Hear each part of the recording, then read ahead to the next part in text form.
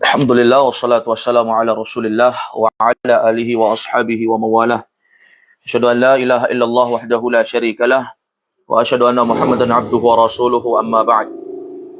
Alhamdulillah, ini pertemuan kita yang ke-15 membahas kitab Khulasatun Nuril Yaqin fi Sirati Sayyidil Mursalin di Talamidil Madaris Al-Ibtidaiyah bi Indonesia bi qalamil Ustadz Asy-Syaikh Umar Abdul Jabbar rahmatullah taala alaih. Ya, ini pembahasan di jilid yang pertama. Karena buku ini ada 3 jilid. Baik, di pembahasan pertemuan ke-15 ini kita masuk di pembahasan halaman ke-20 dari buku panduan yang kita pakai di sini. Tertera di halaman ke-20 di sini terkait dengan judul yang ke-13, yaitu Halatul Arabi Qabla al-Islam. Halatul Arabi Qabla al-Islam, yaitu keadaannya al-Arabi, orang Arab, Qabla al-Islam, sebelum datangnya Islam, yaitu pra-Islam. Bagaimana keadaan mereka? Tentunya kita mengetahui bahwa keadaan sebelum datangnya Islam itu adalah keadaan masa jahiliyah, di mana orang-orang tidak melandaskan setiap amal dengan ketentuan syariat, tetapi justru dengan hawa nafsu dan dengan apa yang mereka inginkan sesuka hati mereka. Sehingga yang kuat memangsa yang lemah, mereka yang kaya merendahkan yang miskin, dan yang pintar mereka menjatuhkan kehormatan orang-orang yang bodoh. Ini dari keadaan orang-orang jahiliyah, kezaliman, wanita-wanita diperkosa, anak-anak dibunuh, dan banyak sekali kezaliman yang ada pada orang-orang jahiliyah, pra-Islam, sebelum datangnya agama Islam. Nanti akan disebutkan bagaimana keadaan mereka lebih detail lagi di dalam pembahasan yang disebutkan oleh Syekh Umar Abdul Jabbar dalam ringkasan kitab Khulasah Nur al-Yaqin ini. Di sini ada 4 poin. Beliau mengatakan yang pertama, kana al-arabu qabla al-islami musyrikina ya'buduna al-asnam wa yuqaddisunaha. Kana al-arabu adalah orang Arab itu, bisa juga kana diartikan dahulu, karena kana itu maknanya fi zamanil maldi, pada zaman dahulu. Kana al-arabu, pada zaman dahulu, al-arabu, orang Arab, qabla al-Islam, yakni pra-Islam, sebelum datangnya agama Islam, musyrikin. Perhatikan, musyrikin. Mereka dalam keadaan musyrik. Musyrik itu artinya menyekutukan Allah Subhanahu wa taala dengan sesuatu apapun. Maka mereka dikatakan musyrik. Apapun jenis ibadahnya, mau terikat dengan keyakinan, mau terikat dengan ibadah rasa takut, cinta, atau harap, ketika itu diberikan puncak terbesarnya kepada selain Allah, maka itu bisa mengantar kepada kesyirikan. Kalau kita berbicara terkait dengan orang-orang Arab, ada sebagian mereka yang masih mengikuti dan masih mendapatkan sebagian ajaran-ajaran sisa peninggalan ajaran Nabi Ibrahim. Tapi dimaklumi, mereka keadaannya menyembah Allah, tapi di antara mereka ada juga yang apa? Yang mereka ini justru memberikan sekutu, tandingan untuk Allah. Sehingga kalau mereka dalam keadaan susah, mereka ingatnya Allah. Tapi kalau dalam keadaan lapang, mereka lupa lagi sama Allah. Ini banyak yang seperti ini. Sebagaimana yang Allah ceritakan dalam Al-Quran, surah Al-Ankabut. فَإِذَا رَكِبُوا فِي الْفُلْكِ دَعَوُوا اللَّهَ مُخْلِصِينَ لَهُ الدِّينَ. Kalau mereka sedang menaiki kapal di lautan, berada di ombang-ambing ombak, nggak ada yang bisa menyelamatkan mereka. Mereka berdoa, da'awullaha mukhlishina lahuddin. Mereka mengikhlaskan ibadah mereka, doa hanya untuk Allah. Itu kalau genting, nggak ada yang nolong lagi kan? Siapa yang bisa nolong kalau kita di atas kapal, di ombang-ambing dengan ombak? Falamma najjahum ilal barri idahum yusyrikun. Tiba-tiba kalau mereka sudah sampai darat, mereka berbuat syirik lagi. Buat syirik lagi. Ini keadaan yang masih mending ya. Artinya mereka masih ingat Allah. Yang parahnya itu kalau sama sekali nggak ingat Allah. Ini musyrikin zaman sekarang lebih parah daripada musyrikin zaman dahulu. Kalau musyrikin zaman dahulu, mereka masa-masa susah, sulit ingat Allah. Nanti kalau sudah enak hidupnya lapang, syirik lagi. Kalau zaman sekarang, susah, senang, syirik. Datang bencana, bala, banjir, tsunami, malah berbuat syirik. Ya, datang ke laut, sembelih sapi, sembelih ayam, kambing, buang ke laut. Ini saat sulit. Saat senang ya lebih parah lagi, mana ada ingat Tuhan orang. Makanya kalau kita seorang muslim itu, hendaknya kita ingat sama Allah saat kita lapang. Jangan saat sulit saja. Ya, ta'arraf ilallah firraha. Hendaknya kalian mengingat Allah, mengenali Allah dalam keadaan-keadaan saat lapang. Ya'rifuka fi syiddah. Allah akan ingat kalian saat kalian susah. Saat kita susah, Allah ingat kita. Karena apa? Saat kita senang, kita ingat sama Allah, menjaga batasan Allah. Baik. Jadi mereka ini berbuat syirik ya, sih sudah jelas. Kenapa? Karena kebodohan itu adalah faktor utama terjadinya kesyirikan. Kalau ada yang bertanya, Ustaz, kenapa masih ada orang datang ke dukun, Ustaz? Padahal dia datang ke dukun itu minta kaya, dukunnya aja miskin. Sebab pertama, itu karena kebodohan. Tidak ada yang menafikan ini. Faktor pertama terjadinya kesyirikan itu adalah kebodohan. Yang kedua, faktor terjadi kesyirikan itu adalah ta'assub berlebihan, fanatisme berlebihan kepada ajaran turun-temurun, ajaran bapaknya, ajaran kakeknya, pokoknya ajaran nenek moyangnya lah. Itu dua faktor utama dan terbesar. Yang ketiga, yang disebutkan oleh para ulama, di antara faktor terjadi kesyirikan itu adalah apa? Adalah takabur, sombong. Takabur, sombong. Dia menganggap apa yang ada pada akalnya itu lebih baik dibandingkan syariat. Sehingga yang masuk di dalam akalnya itu lebih dia pakai dibandingkan syariat. Yang hanya menjanjikan kebahagiaan tapi tidak tahu kapan. Kita bicara syariat ini, banyak nggak dijanjikan kebahagiaan? Sholat, apa janji Allah?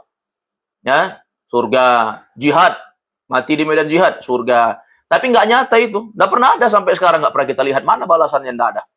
Kenapa? Karena memang hari ini dunia nyata, akhirat hanya cerita. Tapi kalau kita mati, akhirat terasa nyata, dunia tinggal cerita.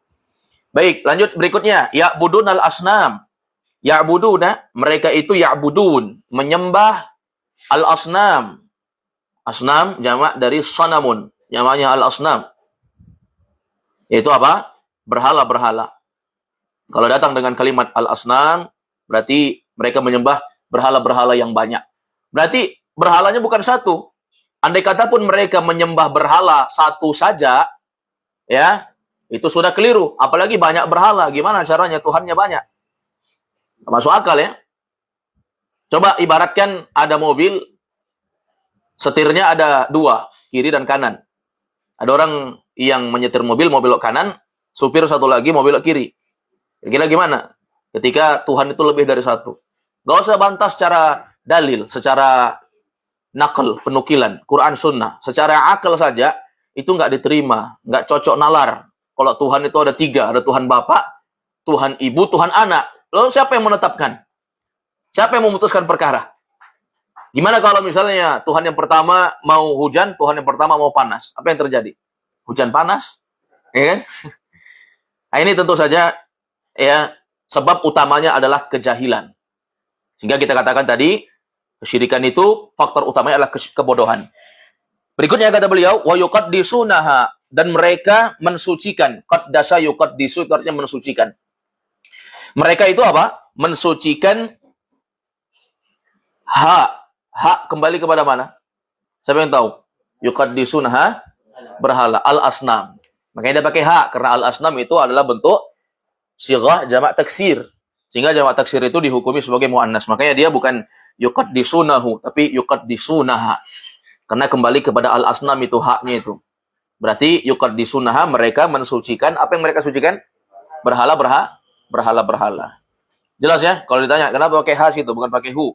Karena kembali kepada al-asnam. Kalau al-asnam mudzakkar mu'annas, kita katakan dia mu'annas karena sighahnya adalah bentuk jamak taksir. Jamak taksir itu dihukumi sebagai mu'annas. Baik.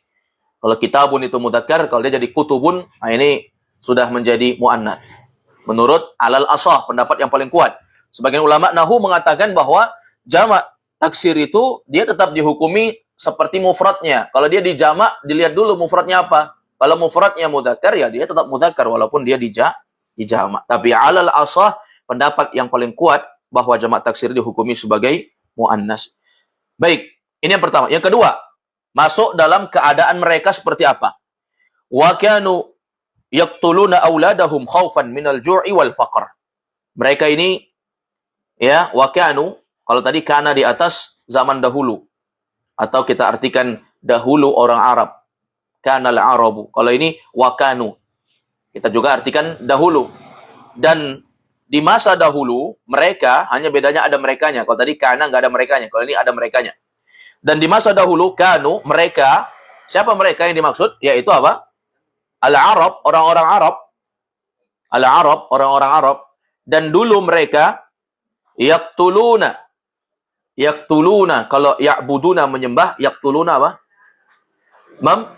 Qatala yaktulu. Membunuh.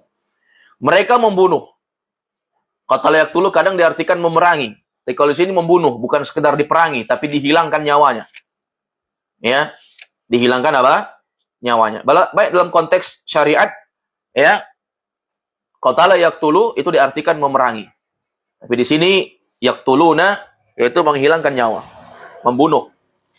Adalah dulu mereka yaktuluna membunuh auladahum, anak-anak mereka. Mereka bunuh aulad-aulad mereka, maksudnya anak-anak mereka. Aulad jamak dari walad.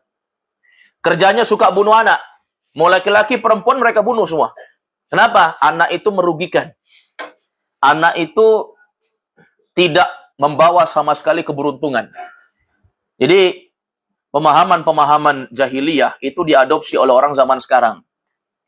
Mereka tapi bedanya, kalau orang jahiliyah itu lahir baru dibunuh. Nggak ada cerita membunuh dalam kandungan. Orang sekarang lebih parah, belum lahir udah dibunuh. Ya kan? Dengan perbuatan zinanya, justru dia membunuh anak hasil zina itu. Padahal perbuatan dia yang terlaknat, anak yang tidak bersalah yang jadi korban. Padahal perbuatan dia harusnya bertanggung jawab. Jika mendapatkan sesuatu atas dasar kenikmatan yang dia rasakan, yaitu hubungan perzinaan, setelah itu harusnya bertanggung jawab. Nggak punya tanggung jawab. Ya, sudah melakukan hal yang haram, dan itu dosa besar, zina, setelah itu jatuh lagi di dalam dosa membunuh. Yang lebih parah lagi ada yang dia sudah berupaya untuk membunuh anak itu dalam kandungan, nggak jadi juga. Tetap anak itu kuat dan hidup, nggak bisa mati. Karena yang mematikan itu Allah, bukan kita. 1001 dokter bersepakat untuk menyuntikkan racun di dalam rahim seorang wanita, nggak bisa mati itu, kalau Allah nggak takdirkan. Ya, nih, na'udzubillah, hal-hal yang seperti ini. Jadi kebiasaan mereka, orang-orang jahiliyah ini, ya, al-Arab qabla al-Islam, orang-orang Arab sebelum datangnya agama Islam ini, yaqtuluna auladahum, mereka bunuh anak-anak mereka. Ya, mereka bunuh anak-anak mereka. Ini kalimat aulad umum ya. Anak-anak, laki-laki atau perempuan, walaupun khusus untuk anak perempuan, mereka pasti bunuh. Kalau laki-laki masih berpikir. Kadang dibunuh, kadang tidak. Kadang dibunuh, lahir laki-laki, bunuh atau tidak, mikir ya. Tapi kalau perempuan, nggak ada mikir. Bunuh langsung. Itu kalau perempuan. Kenapa? Perempuan itu nggak ada untungnya, kata mereka. Nanti kita jelaskan nanti. Apa penyebab-penyebabnya ini. Baik. Di antara penyebabnya, beliau katakan, khaufan minal ju'. Mereka ini punya rasa khauf. Khauf apa khauf? Rasa takut. Jadi kita artikan, karena takut. Yaqtuluna auladahum, mereka membunuh anak-anak mereka. Kenapa? Khaufan. Gara-gara takut. Takut dari apa? Minal ju'. Takut dari ju'. Apa itu ju'? Rasa lapar. Ahsan. Ya. Rasa cipuru. Takut lapar. Seakan-akan yang mengatur rizki itu dia. Seakan-akan yang mengatur rizki itu siapa? Dia.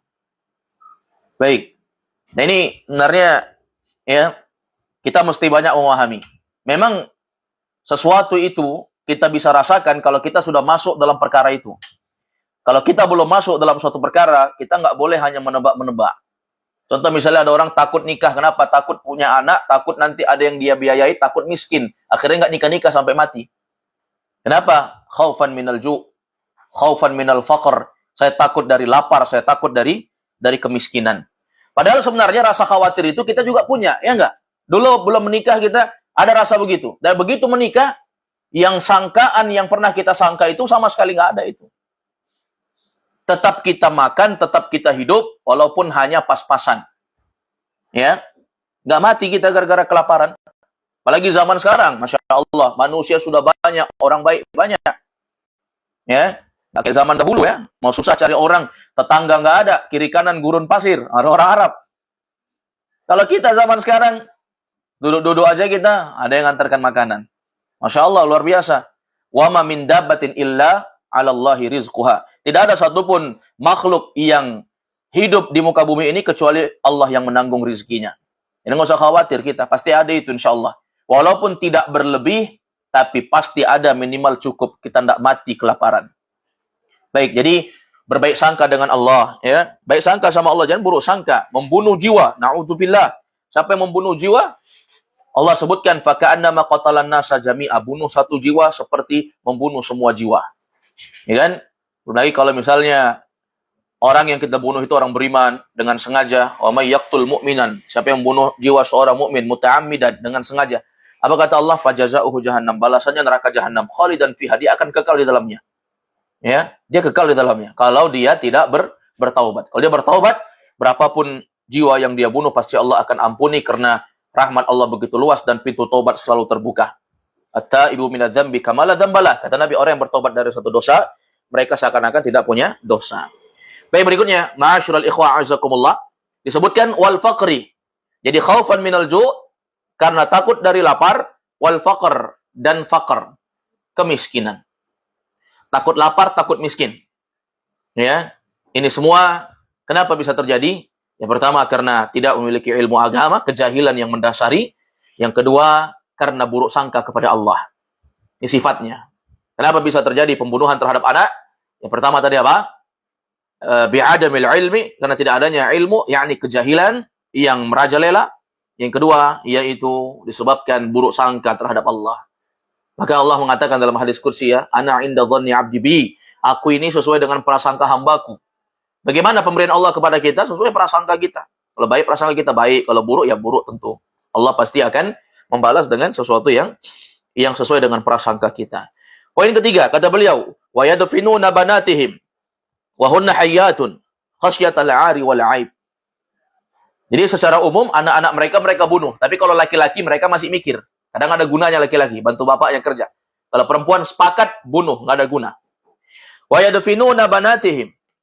Wa yadfinun. Mereka menguburkan, ya. Dafana yadfinu, menguburkan. Ya, adfana yudfinu. Di sini yadfinu. Ya. Dafana yadfinu. Mereka menguburkan yadfinuna banatihim. Mereka menguburkan anak-anak perempuan mereka, banat. Jamak dari bintun, banatun. Mereka menguburkan anak-anak perempuan mereka. Wahunna, sementara mereka, yaitu anak perempuannya, wahunna kembali kepada anak perempuan. Sementara anak perempuan mereka itu hayyatun, dalam keadaan hidup. Sementara mereka itu sedang hidup, dikubur hidup-hidup berarti. Dikubur apa? Dikubur hidup-hidup. Kenapa itu? Khasyatal 'ar. Karena khasyah memiliki rasa takut al-'ar. Ya. Khawatir, takut al-'ar. Dari malu. Malu, punya anak perempuan malu. Wal 'aib. Demikian pula punya anak perempuan itu adalah aib. Kita mendapati banyak orang yang juga punya sifat seperti ini zaman sekarang, ya. Kalau punya anak perempuan itu dianggap sebagai apa? Kekurangan. Dan perbuatan terjadi yang seperti ini sejak zaman dahulu sudah ada. Apa yang menyebabkan mereka melakukan hal ini? Sedikitnya ada beberapa faktor. Beliau sebut di sini hanya satu faktor, yaitu karena rasa malu dan aib. Malu, aib. Ya. Ini yang pertama memang. Takut aib, hinaan sosial. Kenapa? Dalam budaya Arab jahiliyah, anak perempuan dianggap sebagai makhluk yang lemah. Dia mudah ditawan. Diambil orang anak kita ditawan jadi budak. Oh, bapaknya malu. Rugi orang punya anak perempuan. Ini pertama. Yang kedua, anak perempuan ini sering menghancurkan kehormatan keluarga. Kalau dia zina, siapa malu? Bapaknya. Kalau anak ini mati, nggak ada zina, bapaknya hidup merdeka. Memang luar biasa ya, kekuatan kehormatan itu mesti dijaga. Dan orang Arab memang tidak suka ketika kehormatannya ini direndahkan. Jadi ini faktor yang melatar belakangi apa yang beliau sebutkan. Yaitu apa? Khawatir malu nanti kena aib. Ya, apa faktor yang mendasarinya tadi? Ada ya, rasa malu, takut nanti tertawan. Kalau tawan jadi budak, bapaknya malu. Mana anakmu? Anakmu dijadikan budak misalnya, kan malu. Kemudian anak perempuan ini biasanya jatuh dalam zina. Kalau laki-laki berzina nggak ketahuan ya. Apa yang ketahuan? Ada tandanya. Kalau perempuan dia hamil, siapa yang malu? Keluarganya. Sehingga dibunuh saja. Ini yang pertama.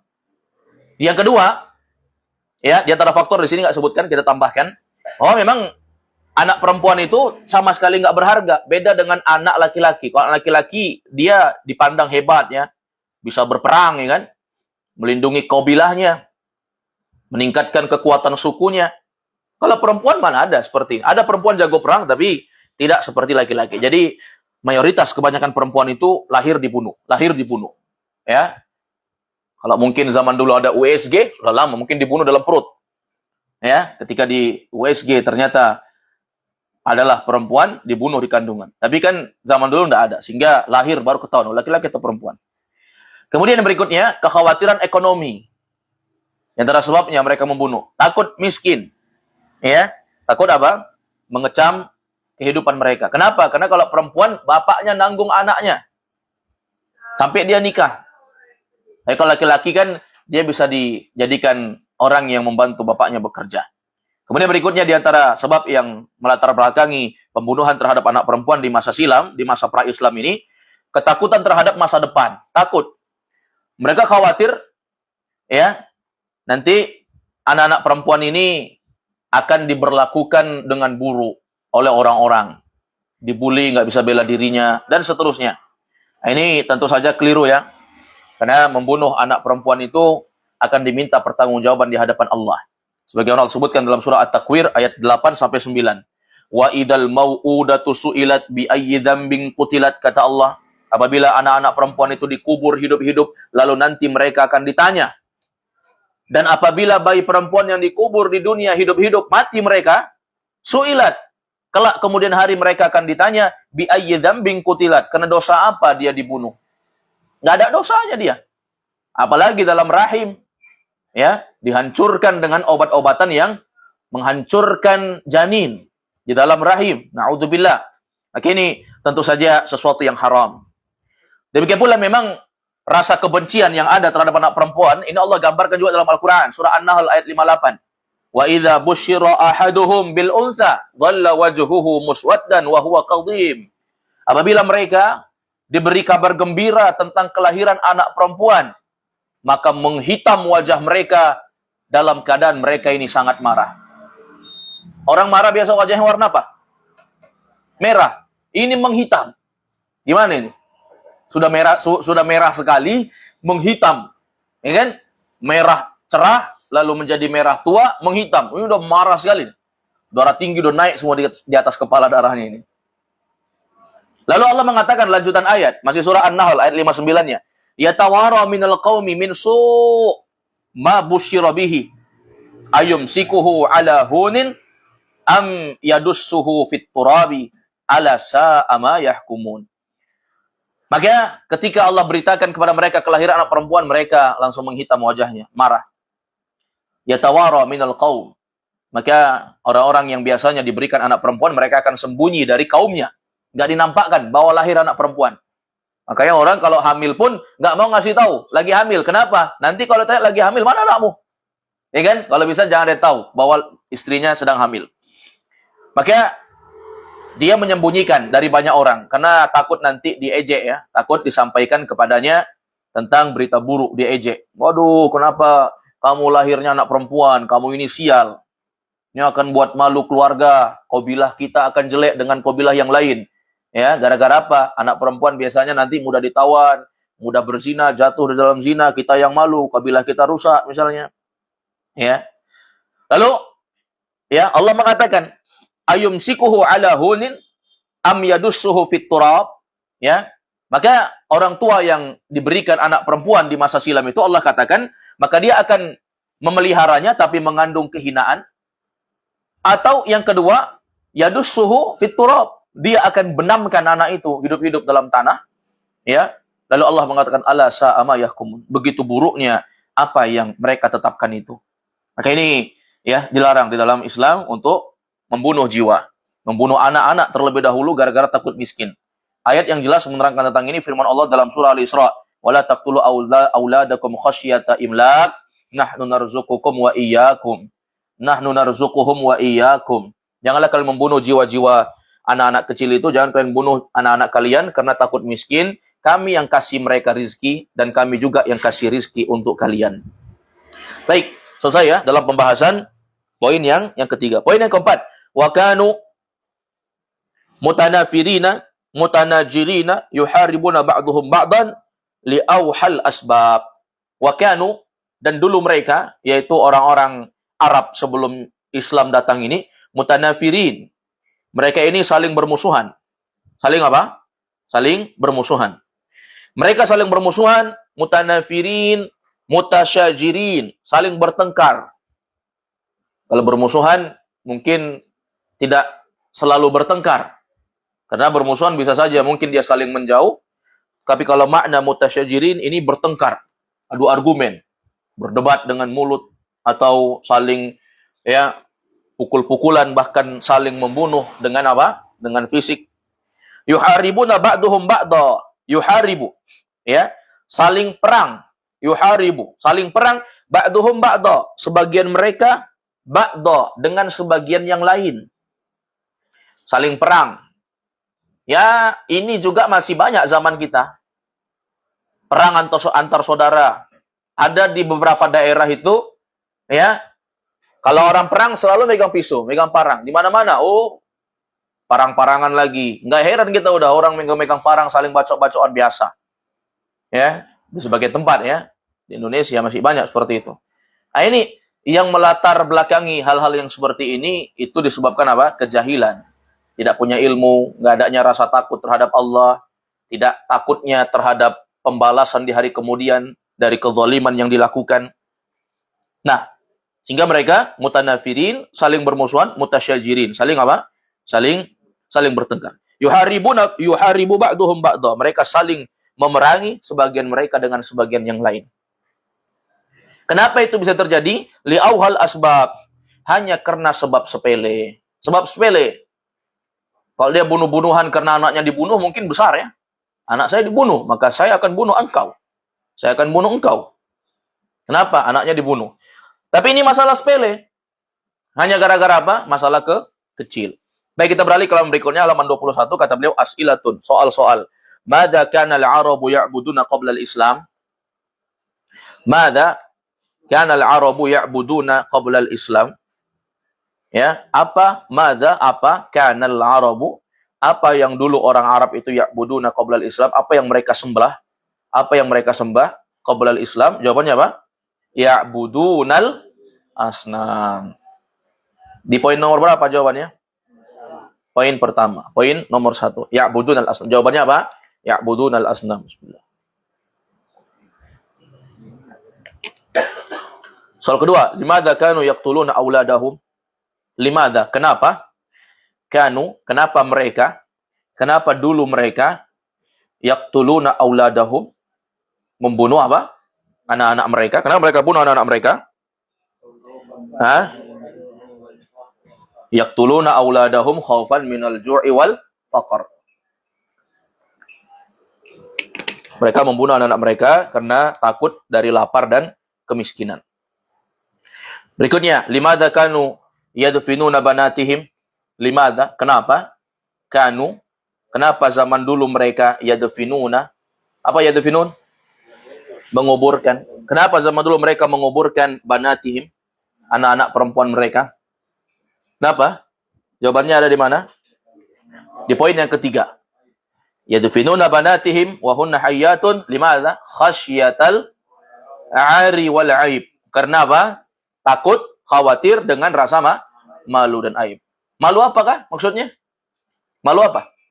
Punya anak cewek dibunuh mati, malu kenapa? Kenapa malu? Apa tadi? Anak perempuan tuh banyak kekurangan. Nggak bisa cari duit, satu. Ini kena nggak dilatih. Kalau dari kecil dilatih sama bapaknya cari duit, hebat. Anak-anak perempuan banyak hebat-hebat cari duit juga. Ya kan? Bahkan banyak laki-laki nggak tahu cari duit. Perempuan lebih hebat jualan. Kadang laki-laki malu besar. Ya, lebih malu lagi dari perempuan dia. Tapi faktor yang nggak bisa ditolak itu tentang rasa malu terkait dengan masalah menjaga kehormatan. Anak perempuan ditawan orang jadi budak, bapaknya malu. Qabilahnya malu, bukan cuma bapaknya. Qabilahnya malu, sukunya malu. Kemudian apa? Kalau anak ini terjatuh dalam zina, siapa malu? Orang tuanya. Sehingga mending mati aja lah. Tapi apa yang terjadi kalau anak perempuan dibunuh? Apa yang terjadi? Akan apa? Akan punah. Ya, populasi manusia tidak akan berjalan. Bagaimana caranya? Memangnya kalau perempuan mati semua, hidup ini akan seperti apa? Ya, tapi tentu saja itu tidak akan mungkin terjadi. Karena memang ya Allah Subhanahu wa taala menciptakan kita min dzakarin wa untha, dari laki-laki dan perempuan. Tidak akan mungkin kita bisa lenyapkan. Bagaimana kalau kita sepakat perempuan semua dibunuh di dunia ini? Tidak akan mungkin itu terjadi. Kenapa? Allah ciptakan kita laki-laki dan perempuan. Wa ja'alnakum syu'uban, kami jadikan kalian bersuku-suku, wa qabail, berbangsa-bangsa. Untuk apa? Lita'arafu, untuk saling kenal mengenal. Dan semua sama di mata Allah, nggak ada bedanya laki-laki perempuan. Inna akramakum indallahi atqakum. Yang paling mulia di sisi Allah di antara kalian itu adalah orang yang bertakwa. Berikutnya, hal kanu muttafiqin. Apakah mereka itu orang yang muttafiqin, selalu ittifaq? Apa ittifaq? Selalu cocok. Apakah orang-orang Arab zaman dahulu itu selalu cocok, selalu damai? Hah? Tidak. Apa yang terjadi pada mereka? Hah? Wa kanu mutanafirin, mutasyajirin, yuharibu ba'duhum ba'da li'auhal asbab. Tidak sama sekali ya. Kita katakan apa jawabannya? La, tidak. Kanu mutanafirin, mutasyajirin dan seterusnya. Mereka itu orang-orang yang saling bermusuhan, saling bertengkar dan seterusnya. Kenapa? Li'auhal asbab. Gara-gara sebab sepele. Al-khulasah. Kana al-arabu qabla bi'atsatihi mutanabidin. Itu nggak pakai spasi ya. Nanti antum bingung. Mutana apa artinya? Bizin apa artinya? Itu nggak pakai spasi, itu salah ketik. Harusnya mutanabidin nggak pakai spasi. Garisin aja supaya antum tahu itu satu kalimat. Mutanabidin, mukhtalifin, yadribu ba'duhum riqaba ba'din. Wa kana aktsaruhum musyrikin yaqtuluna auladahum wa banatihim. Kana al-arabu adalah orang Arab qabla bi'atsatihi, sebelum bi'atsatihi, pengutusan beliau, yaitu pengutusan Nabi menjadi Rasul. Qabla bi'atsatihi, sebelum pengutusan Nabi menjadi Rasul. Mutanabidin. Mutanabidin itu gabungan makna antara mutanafirin dengan mutasyajirin. Itu apa? Saling bermusuhan, saling menjauh satu sama lain, saling bertengkar. Itu maknanya mutanabidin. Ya. Mukhtalifin. Mereka ini mukhtalifin. Apa mukhtalifin? Berselisih. Selalu saja ada ikhtilaf, selalu ada perselisihan, walaupun masalah kecil. Sampai apa? Yadribu ba'duhum riqaba ba'din. Yadribu. Sampai memenggal. Yadribu, memukul. Tapi kan kalau pakai parang bukan memukul namanya. Memenggal. Ya kan? Oke, yadribu diartikan memenggal. Mereka memenggal ba'duhum. Sebagian mereka. Riqaba ba'din. Riqab itu tengkuk, leher. Ya. Saling memenggal leher sebagian yang lain. Ya. Makanya orang Arab itu seperti itu. Ya. Selalu menginginkan apa? Masalah-masalah besar. Kalau bisa hilang nyawanya. Masalah kecil aja padahal. Baik. Wa kana aktsaruhum musyrikin. Dan adalah aktsaruhum, kebanyakan mereka itu orang-orang musyrik. Sudah? Yaqtuluna auladahum wa banatihim. Mereka itu apa? Mereka itu membunuh anak-anak mereka dan anak perempuan mereka. Berarti yang dibunuh anak-anak perempuan saja atau laki-laki juga? Laki-laki perempuan. Tapi kalau laki-laki masih berpikir mau dibunuh. Karena mungkin ada manfaatnya. Kalau anak perempuan, pasti dibunuh. Timbul pertanyaan kepada kita. Kalau di bangsa Arab zaman dahulu itu perempuan dibunuh, lalu kenapa masih ada perempuan zaman sekarang di Arab? Apa jawabannya? Jawabannya, tidak semuanya. Tapi mayoritas seperti itu. Dan di Arab sendiri pun, Bukan hanya orang Arab saja, banyak pendatang-pendatang yang baru. Datang orang dari Yaman, dari Palestina, dari Syam khususnya, Suriah, Palestina, Lebanon, ya. Datang dari berbagai macam penjuru negeri datang ke situ, sehingga perempuan populasinya pun semakin banyak lagi. Dan memang nggak bisa kalau kita hilangkan makhluk ini dari dunia ini. Allahu a'lam bishawab.